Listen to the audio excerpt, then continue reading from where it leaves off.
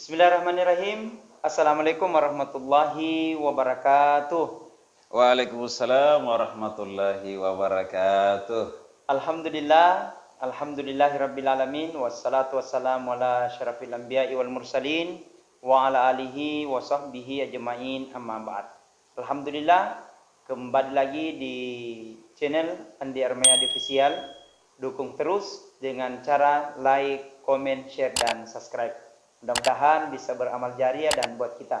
Dan kembali lagi pada saat ini di program Acarita Mabarakah. Salam Mabarakah. Dan alhamdulillah pada saat ini kami kedatangan tamu yang spesial, eksklusif, luar biasa. Beliau adalah Ustadz Yusuf Sandi. Iya. Alhamdulillah baik Ustadz. Ya. Alhamdulillah.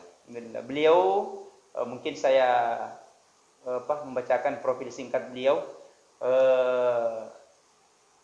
Ustadz Yusuf Muhammad Sandi LC sebagai Ketua Basnas Kabupaten Bulukumba, sekaligus sebagai promotor dai balik di Kabupaten Bulukumba, Ustadz ya. Oke, insyaallah mungkin malam ini kita akan bincang-bincang sama beliau. Mungkin kita akan menggali informasi-informasi apa yang ada di gali lubang. Ya. Di sekitar kita. Ustadz, ya, bisa menjelaskan apa aktivitas untuk saat ini? Iya, bismillahirrahmanirrahim wassalatu wassalamu ala rasulillah wa ala alihi wa sahbihi wa man wala. Salam barakah. Jadi kalau aktivitas hari ini ya alhamdulillah seperti sehari-hari Ustadz, rumah, kantor, rumah begitu ya. Kalau kemudian misalnya ada saudara kita yang sedang membutuhkan bantuan baru kemudian kita keluar, apalagi di masa seperti ini, masa pandemi. Wabah COVID-19 gitu ya. Kadang-kadang ada saudara kita yang sedang terisolasi kodong. Nah, akhirnya kan terganggu pangannya, terganggu makanannya. Otomatis kami dari Basnas Kabupaten Bulukumba tentu juga punya tanggung jawab untuk memberikan bantuan kepada mereka. Itu aktivitas kita hari ini, Ustadz. Kalau malam-malam ya begini, jalan-jalan. Ceramah, gitu. Ustadz ya? Ya ceramah gitu. Kalau ada jadwal dari Ustadz Andi Armayadi, jangan suka rahasia. Baik, sangat luar biasa, luar biasa. Nah, Ustadz, apa sih tantangan dakwah untuk hari ini? Tantangan dakwah kita pada hari ini, sebenarnya kan kalau kita berbicara tentang dakwah kan banyak Ustadz. Dakwah bil lisan, dakwah dengan lisan kita, dakwah bil qalam, dakwah dengan pena gitu kan, nulis-nulis. Apalagi Ustadz kan sering tulis status tuh. Lalu kemudian yang ketiga, dakwah bil qudwah, dakwah dengan memberikan contoh kepada orang banyak. Ustadz Andi Armayadi walaupun dia tidak berkor-kor kasih keluarga zakat, tapi beliau lebih dulu bayar zakat. Kan gitu. Itu dakwah dengan keteladanan gitu Ustadz ya.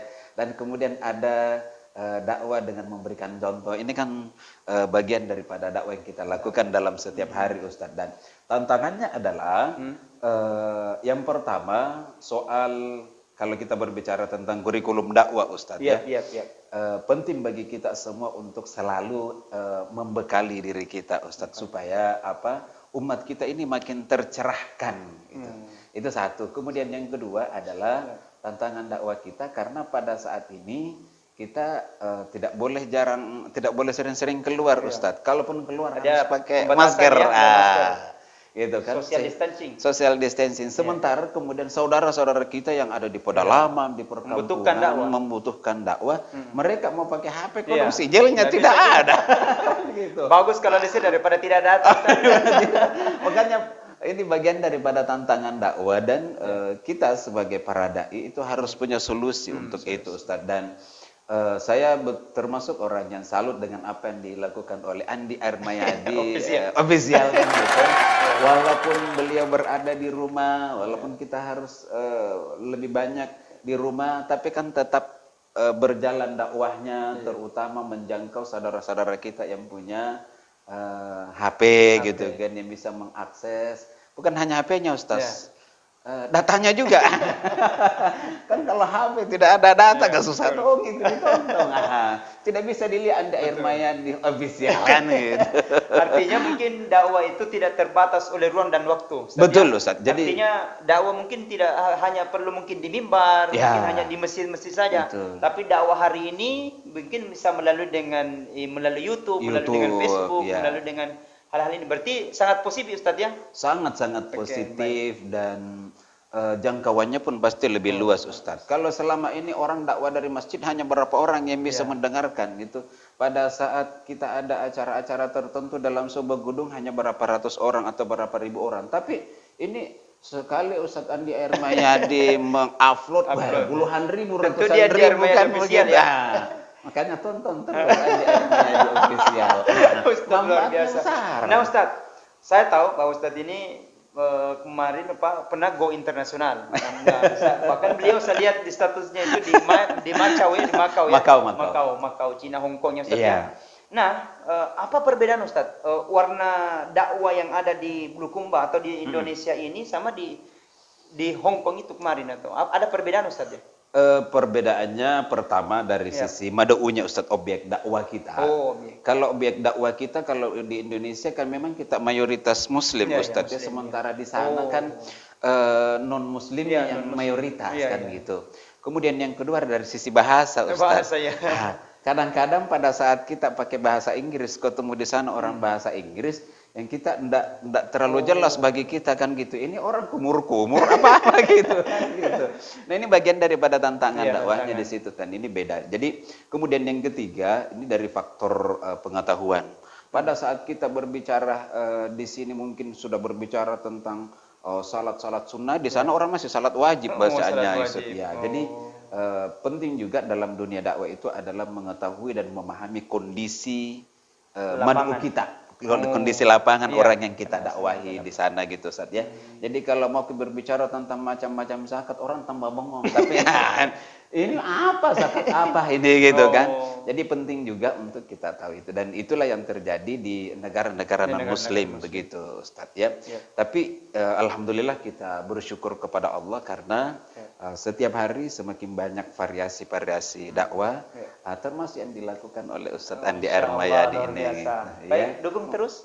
Dukung terus. Mudah-mudahan saudara-saudara kita yang ada di Hong Kong, Macau, Cina, Malaysia, apalagi Brunei Darussalam misalnya, Singapura, Singapura gitu. Menonton acara ini. Itu penting karena variasi-variasi di dalam dakwah, kreasi-kreasi dalam dakwah itu juga bisa menjadi penyebab orang itu tertarik dengan hidayah Allah.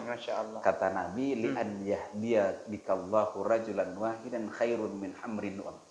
Ketika Allah memberikan hidayah kepada satu orang, terserah mau orangnya di Singapura kah, di Amerika kah, di Eropa kah, karena penyebab dakwah kita yang sampai kepada mereka, Masya Allah, khairun min hamrin nu'am, itu lebih baik dibanding daripada onta merah.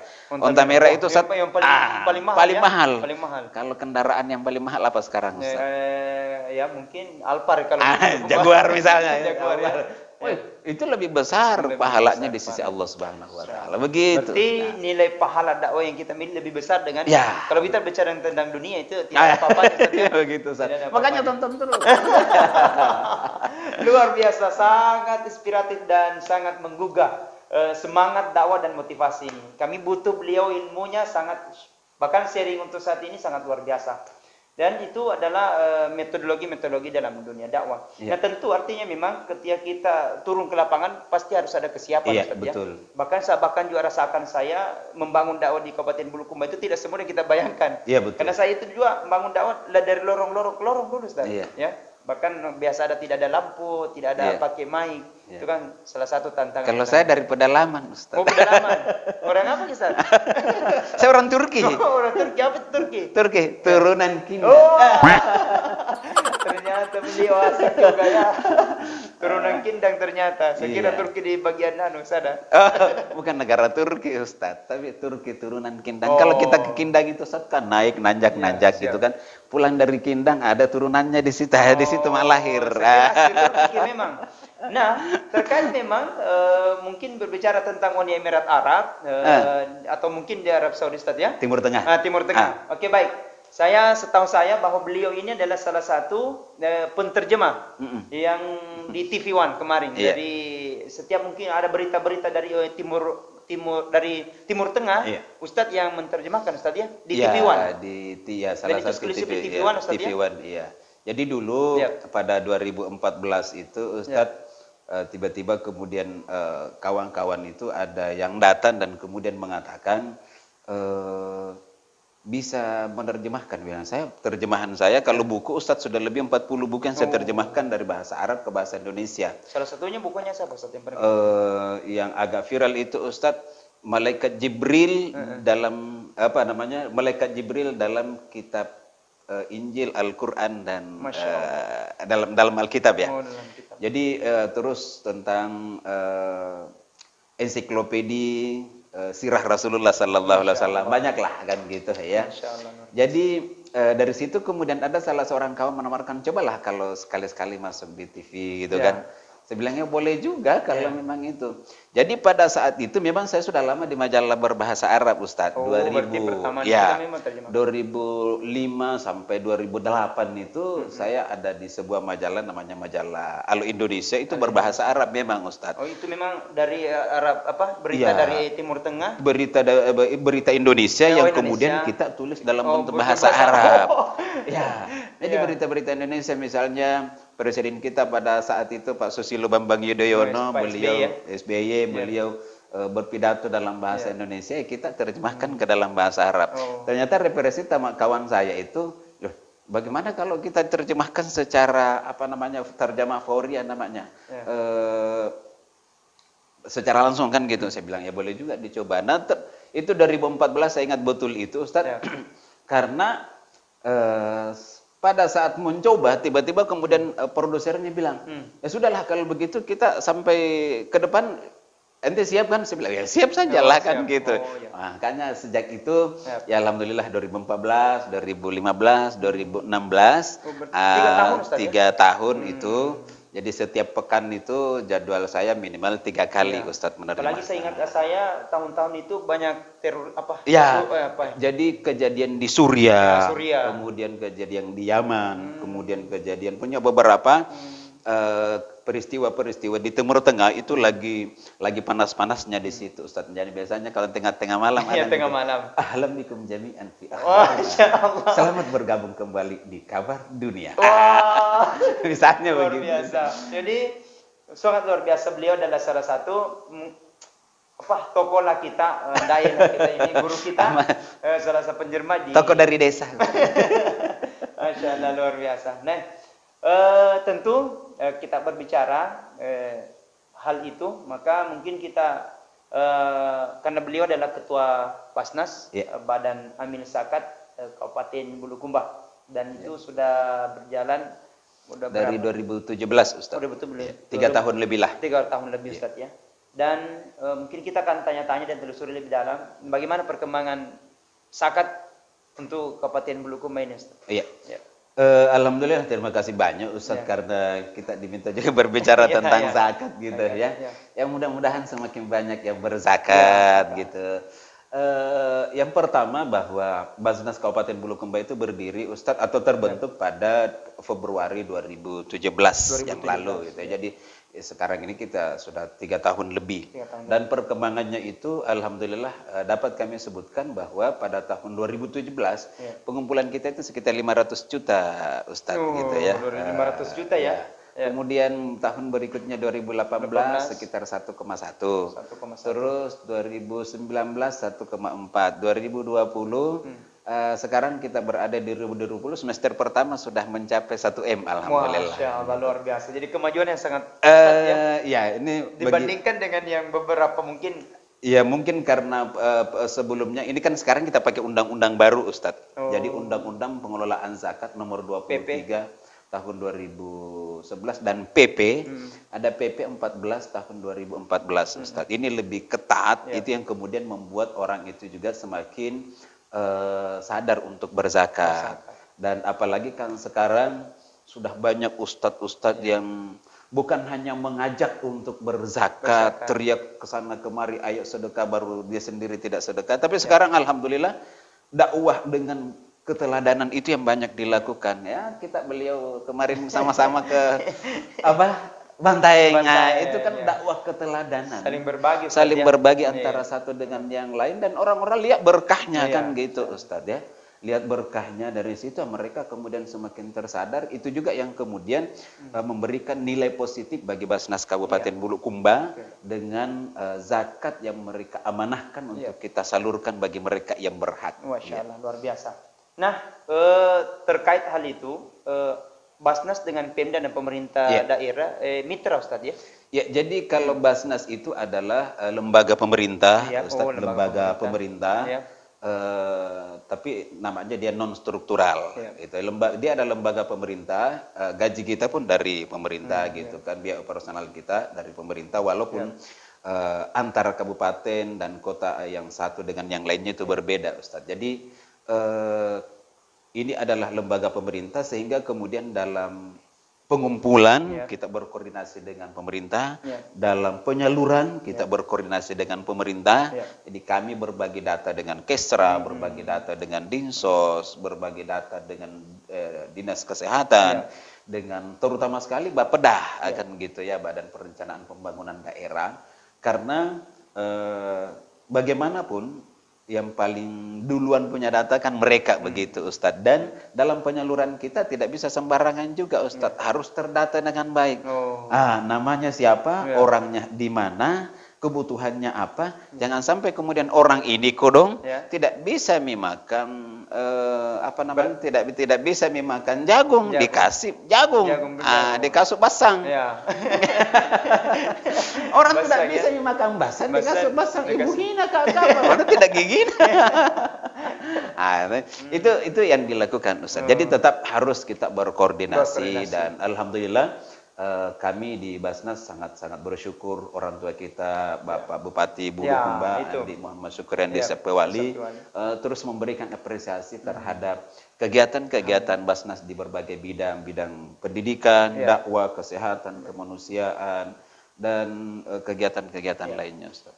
Terkait hal itu, Ustaz, mungkin zakat mal termasuk para ASN. Nah, bagaimana komunikasi kita terhadap Pemda, Ustaz? Dalam ini mungkin sekretaris daerah ya? Jadi memang kalau leading sektor kita di Pemda itu adalah Sekda, Sekretariat Daerah, dalam hal ini adalah bagian Kesra. Jadi tetap kita komunikasi dengan mereka dalam mengeluarkan aturan atau juga mengajak para ASN, ya kita melalui mereka itu, Ustaz. Dan alhamdulillah kami berterima kasih kepada para ASN, PNS yang sudah berzakat melalui Basnas. Bahkan di antara mereka ratusan orang sudah menandatangani itu, Ustaz. Mungkin bisa beberapa persen, Ustaz, ya, atau sudah semua? Atau bagaimana? Belum. Sekitar 12%. Ya, sekitar berarti hanya Pemda? Ya, Pemda itu sekitar 12%. Jadi masih banyak lah yang belum. Guru ada beberapa, Ustadz. Sudah ada beberapa, dan alhamdulillah kita punya dinas pendidikan, ya kita punya program itu, Ustadz, dari guru untuk guru. Jadi kalau Ustadz sebagai guru misalnya, guru mengaji, maka digaji oleh guru ASN. Kemudian mereka berzakat, nanti zakatnya diberikan lagi kepada guru honorer. Kan begitu, Ustadz. Insyaallah luar biasa. Jadi sangat berkembang dan pesat kehadiran beliau, dan sangat membantu masyarakat kita, khususnya di Kabupaten Bulukumba. Dan tidak banyak ini, Ustadz. Kalau Ustadz gajinya 20 juta sebulan kan begitu. Dikali juta, kalau hitungannya berapa itu, Ustadz? 20 juta. Kalau hitungan zakat penghasilan itu 2,5%. 2,5%. Jadi gampang aja sebenarnya kalau pakai berhitung 2,5%. Sekarang ambil HP, gaji tak berapa dalam satu bulan. Misalnya 8 juta dikali 2,5%. Berarti cuma 200.000, Ustaz. 200.000. Allah kasih 8 juta, Allah cuma minta 200.000. Itu kalau 8 juta. Kalau gajinya 4 juta aja satu bulan, 100.000. 100.000. Berarti memang perlu ada kesadaran sendiri, sendiri, untuk menyadari hal ini. Jadi mudah-mudahan para pendengar, sahabat Salam Para dimanapun berada, mendengarkan itu, mudah-mudahan bisa hatinya ini tergugah hatinya, supaya beliau semua ini berzakat. Ya, bukan hanya di Bulukumba, Ustaz. Andi Air Madi official kan bukan hanya Bulukumba, Iya. mendunia kan Iya, gitu. insyaallah, seluruh Silakan berzakat, berinfak melalui Iya. Basnas Kabupaten Bulukumba bisa juga. Dan insya Allah kita akan banyaklah program-program kita Ustadz yang dapat memberikan pencerahan bagi masyarakat, termasuk dalam hal di bidang dakwah Ustadz gitu kan. Iya. Ya, anak-anak kita yang ada di pesisir, saudara-saudara kita yang ada di pedalaman, butuh mereka pencerahan kan gitu. Nah kalau mereka tidak punya HP kan tidak bisa nonton Ustadz Andi Ramayadi. Kalau banyak zakat, Ustadz Andi Ramayadi kita utus ke pegunungan. Kalau perlu dibelikan HP sekalian. Oh boleh juga itu Ustadz. Iya, insyaallah. Jadi zakatnya dalam bentuk HP. HP. Supaya mereka melihat Nonton bareng. bareng. Andi Ramayadi official. Ya gitu dia. Oke, baik, luar biasa. Nah, mungkin ini agak di tengah-tengah masyarakat kita, khususnya di Kabupaten Bulukumba kan banyak petani, termasuk petani persawahan itu saja. Nah, kadang kan biasa kita dapatkan di tengah-tengah masyarakat itu apabila mereka, apalagi di bulan Ramadan, Ustaz, dia sudah mengeluarkan zakat fitrahnya, kan zakat mal sama zakat fitrah kan beda, Ustaz, ya.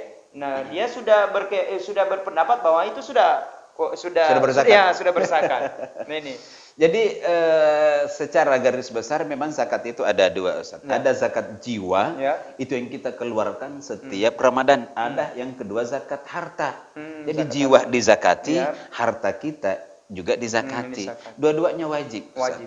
Wajib. Nah, kemudian ada sawah, ada cengkeh. Sekarang lagi booming tire. Nah, betul. Musim tire, Ustaz. Lagi di Kindang banyak. Di Kindang banyak itu. Musim tire. Musim tire. Nah, hitungannya bagaimana itu, Ustaz? Nah, kalau untuk pertanian ada dua, Ustaz. Kalau untuk zakat pertanian itu ada 10%, ada 5%.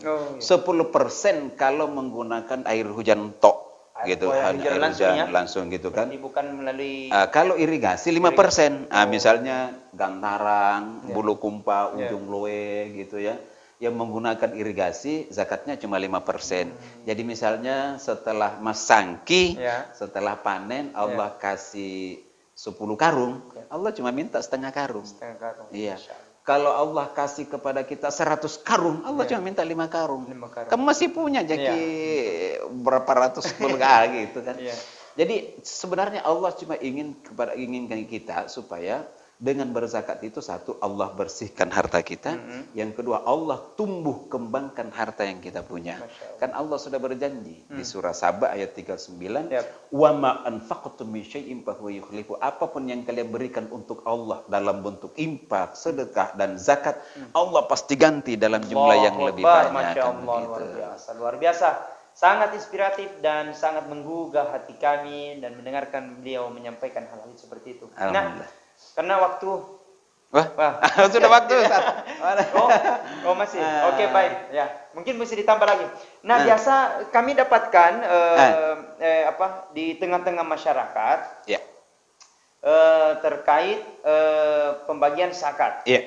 Pembagian zakat bahwa biasa kan di masjid, apalagi di masjid, Nah, biasanya kita dibenturkan. Ini zakat katanya bisa tidak dipakai untuk membangun masjid. Nah, ini kadang ini ya. Ini pertanyaan yang sangat bagus. Boleh enggak kalau zakat itu digunakan zakat mal, zakat fitrah ya? Zakat fitrah itu ya? Kalau zakat fitrah, Rasulullah sallallahu alaihi wasallam menyebutkan langsung, Ustaz, tu'matul lil mastuhratul lis-saimi wa tu'matul lil masakin. Zakat fitrah itu adalah untuk makanannya para fakir miskin. Jadi kalau zakat fitrah itu sudah terkumpul, ya sudah, para amil itu tinggal mendata, Ustadz. Di sekitar sini, kampung ini, desa ini ada berapa fakir miskin. Nah, itu seluruh zakat fitrah jelas itu. Yang 8 golongan, Ustadz. 8 golongan, ya. Boleh berdasarkan 8 golongan zakat fitrah seperti mazhabnya Syafi'i gitu kan. Boleh juga kepada fakir miskin saja, Ustadz, kan gitu. Jadi misalnya di masjid itu terkumpul 10 karung beras. Fakir miskin yang ada di sekitar masjid 200 orang. Sudah tinggal dibagi kepada 200 orang. Bagi habis, Ustaz. Cuma alhamdulillah kita punya orang-orang yang dermawan, Ustaz. Maksudnya begini. Jangan misalnya dikasih itu dikasih kembali misalnya ke masjid. Nah, dia pada hakikatnya Ustaz dia sudah menjadi haknya dia, tapi dia bilang begitu. ya sudahlah, saya kembalikan lagi saya ke masjid, terserah panitia masjid deh. Ini banyak orang dermawan seperti ini, Ustadz. Dan kita bersyukur bahwa dengan adanya orang-orang yang seharusnya dia mendapatkan itu sebagai haknya, tapi dia rela memberikan haknya kepada masjid lagi. Nah, ini masjidnya kan tampak bagus juga. Waalaikumsalam. Kan gitu.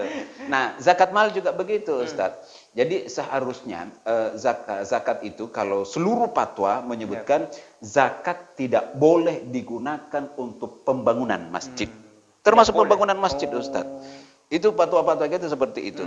Kecuali kalau zakat itu dikirim ke wilayah minoritas. Misalnya Indonesia Timur sana. Banyak, ada beberapa kabupaten itu kan yang muslim masih minoritas. Boleh kita bantu mereka untuk bangun masjid supaya mereka bisa punya fasilitas ibadah. Tapi kalau kita di sini muslim semua, kita tidak boleh menggunakan dana zakat untuk membangun itu. Apa yang lakukan? Ada sedekah, ada infak. Kan ada sedekah, ada infak. Di situ fungsinya namanya sedekah dan infak itu. Sedekah sama infak beda, Ustaz, ya? Beda. Tolong dijelaskan, Ustaz. Kalau sedekah sebenarnya, Ustaz, dia lebih bahasa umum di dalam Al-Quran.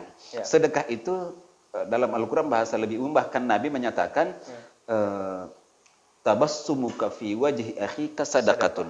Kemudian pada hadis riwayat Muslim, qaulun kullu ma'rufin sadaqatun. Setiap yang namanya kebaikan itu sedekah.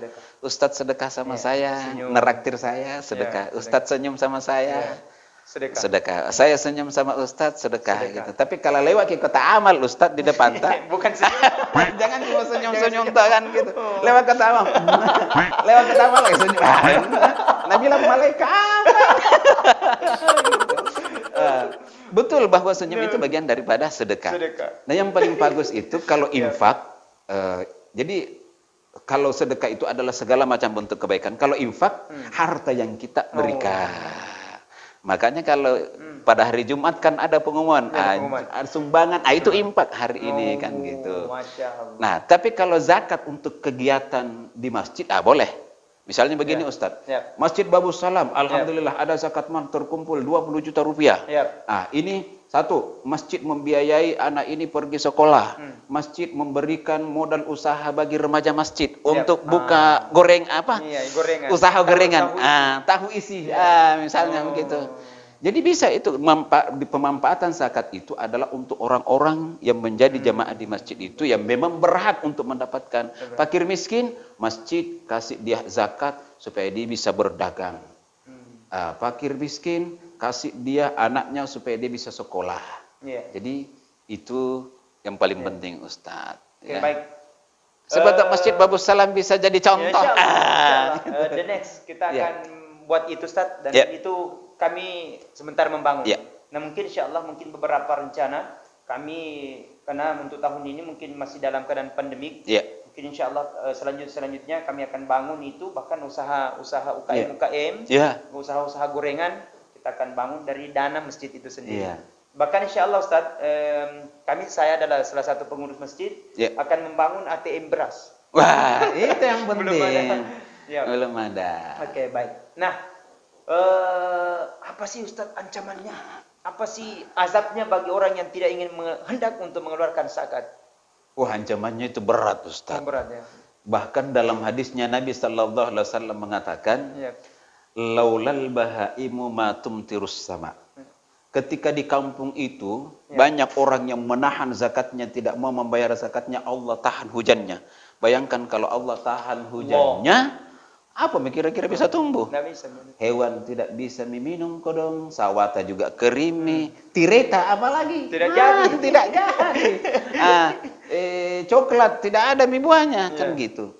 Makanya Rasulullah menyatakan sekiranya bukan di kampung itu bukan karena ada sapi, ada hewan melata, Allah tidak turunkan hujannya. Ini bahayanya di dunia.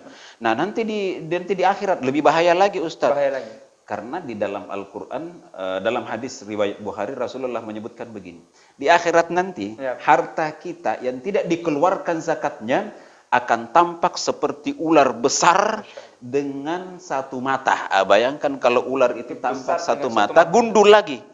Gundul lagi, Ustaz. Itu ularnya gundul. Ularnya gundul dan matanya cuma satu, yang setiap saat mematuk yang punya harta itu. Allah. Dan kemudian ular itu mengatakan, ana maluka, sayalah hartamu yang tidak kau keluarkan zakatnya. Saya hartamu yang tidak kau keluarkan zakatnya. Makanya Allah mengancam di dalam Al-Quran juga, Ustaz. Innal ladzina yaknizuna adh-dhahaba wal fiddata tsumma la yunfiqunaha fi sabilillah. Orang yang hanya mengumpulkan emas, mengumpulkan perak, mengumpulkan harta, tapi mereka tidak keluarkan zakatnya, mereka tidak keluarkan infak, maka ini akan berubah menjadi setrika yang sangat panas, dan kemudian akan menyetrika mulai dari ubun-ubun sampai ke perut. Nah, ini bahayanya kalau orang tidak berzakat. Nah, makanya itu Ustaz.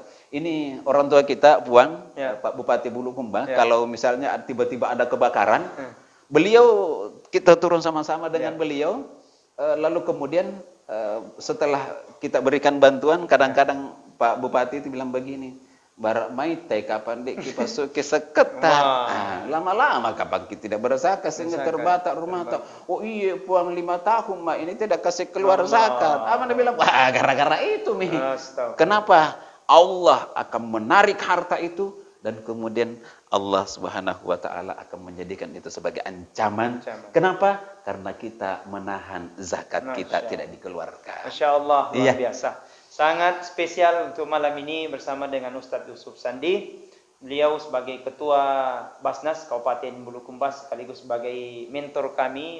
Beliau adalah guru saya kami. Murid dari Ustadz. Saya murid. Beliau adalah guru kami, dan insyaallah mohon doanya semua kepada seluruh sahabat Salam Barakah, mudah-mudahan beliau senantiasa dirahmati dan amin, ya Rabb. Dijaga beliau membawa Bulukumba ini lebih baik, membangun Bulukumba menjadi Kabupaten Baldatun Thayyibah Nurabun Ghafur. Amin. Nah, Ustaz, mungkin sebagai statement closing statement untuk pemirsa sahabat Salam Barakah, mungkin singkat. Oke, baik. Para pemirsa Salam Barakah Andi Airmayadi Official, pertama, tonton terus. Setiap hari selalu ada yang baru dan pencerahan-pencerahan, ada motivasi yang membuat kita bisa lebih dekat dengan Allah Subhanahu wa taala. Amin. Kemudian yang kedua, teruslah berdakwah dengan segala kemampuan yang kita miliki, dengan kreasi-kreasi dan inovasi yang kita miliki. Yakinlah bahwa setiap dakwah kita Allah pasti akan berikan kebaikan. Dan yang terakhir, jangan lupa berzakat. Nah, kalau belum mampu kayak berzakat, sedekah infak di situ fungsinya. Itu dari saya, dan mohon doanya selalu Ustadz ya. Terima kasih banyak. Saya juga sudah didoakan oleh Ustadz yang mulia, saudara saya, gitu ya, guru kami, gitu kan. Tonton terus ya, Salam Barakah. Semoga Allah berikan berkahnya buat kita. Amin. Baik. Terima kasih semua atas perhatiannya. Dukung terus dengan cara like, comment, share, dan subscribe. Dan salah satu acara Pak kami, yaitu acara Acarita Mabarakah, mendatangkan para tokoh-tokoh dai mubalik yang ada di sekitar kita. Mudah-mudahan insyaallah ini memberikan inspirasi dan edukasi buat kita semua. Mohon maaf atas segala kekurangan, dan lebih kurangnya saya mewakili, mohon dimaafkan. Dan Ustadz juga mudah-mudahan diberkahi oleh Allah Subhanahu wa taala. Amin, amin. Allahumma afiq ila aqwamit thariq. Assalamualaikum warahmatullahi wabarakatuh.